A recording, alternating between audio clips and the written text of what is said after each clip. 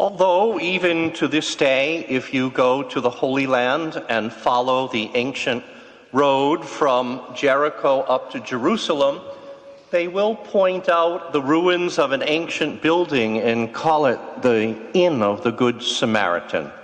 But that's just a tourist trap, even in the Holy Land. Because this is a parable of the Good Samaritan. Just that. It's a story created for the purpose of teaching a lesson.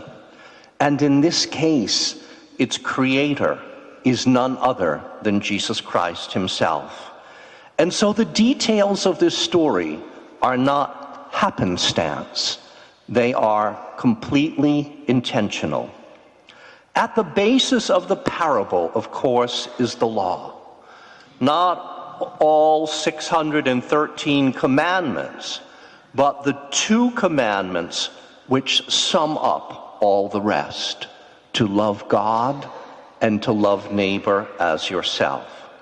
Thus, that a priest and a Levite, members of a powerful and respected class of religious authorities in Israel, are those Jesus depicts as finding a way of avoiding helping their fellow countryman who has been robbed, beaten, and left for dead, is yet another way that Jesus seeks to challenge the hypocrisy of those who would teach the law and demand obedience to it, yet who, when no one is looking, lightly excuse themselves from obeying it.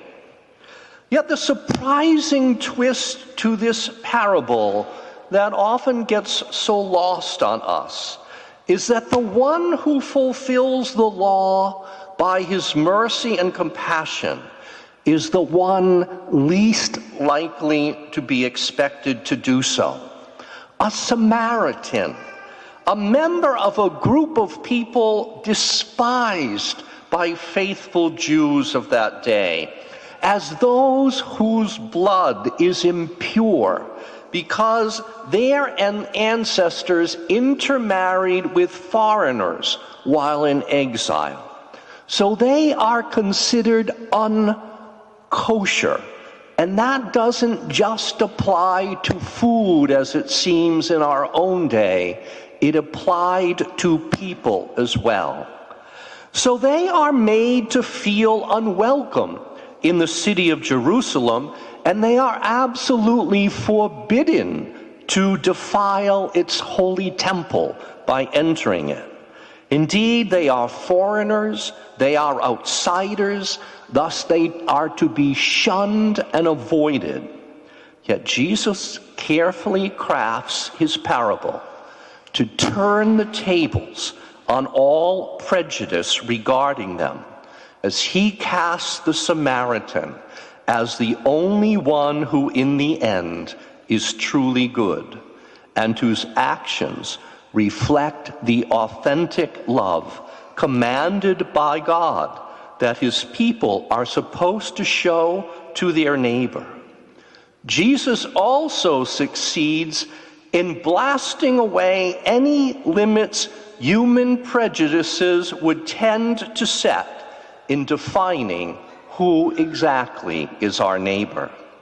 For now, that understanding can no longer be exclusive, but must be totally inclusive of any fellow human being, especially those in genuine need, no matter how one may define them as being different from oneself.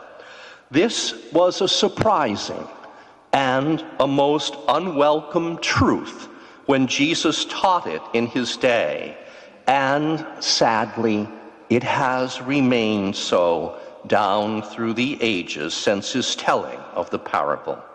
Indeed, like the priest and the Levite, even those who claim to be religious, even those who might identify themselves as followers of Jesus Christ, can at times try to find every excuse to deny or ignore this teaching.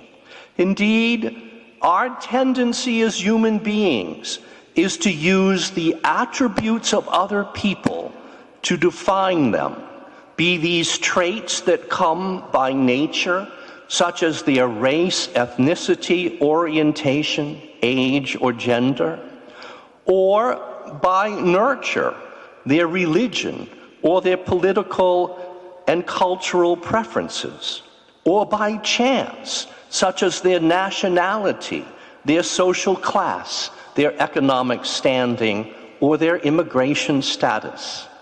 Such traits can be overemphasized to the point that people are regarded not only as being different from us, but less than, or even evil, and thus as unworthy not only of basic human rights, but also of respect for their common human dignity.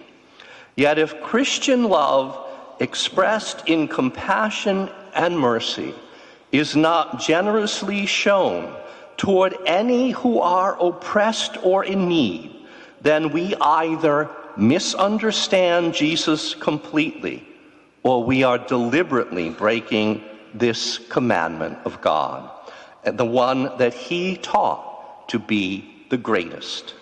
So as we watch the news each day, or otherwise look around, we will not be able to avoid seeing people not only in horrible situations caused by poverty, disease, or disasters, both natural and those created deliberately by human cruelty or criminality, even tragedies created by legitimate authorities who exploit, abuse, or wage war against others, or otherwise act violently or unjustly toward them.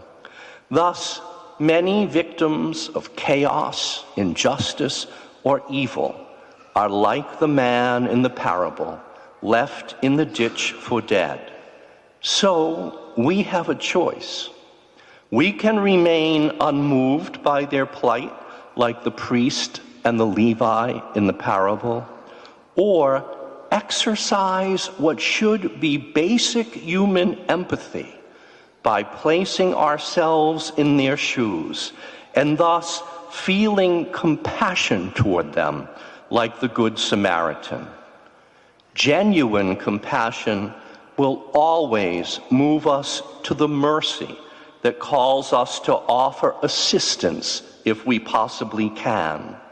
But if that isn't practical, then at least we can prayerfully remember them and maybe even advocate for them with the powers that be. Yet the parable of the Good Samaritan teaches us this: if we want to define ourselves as followers of Jesus Christ, then every other human being has to be regarded as our neighbor. And what we do not have the luxury of doing is not caring for those who are presently in distress or need. Indeed, when the highest law of God is love, then not only hatred of others, but cold indifference to their sufferings are in truth the greatest of sins.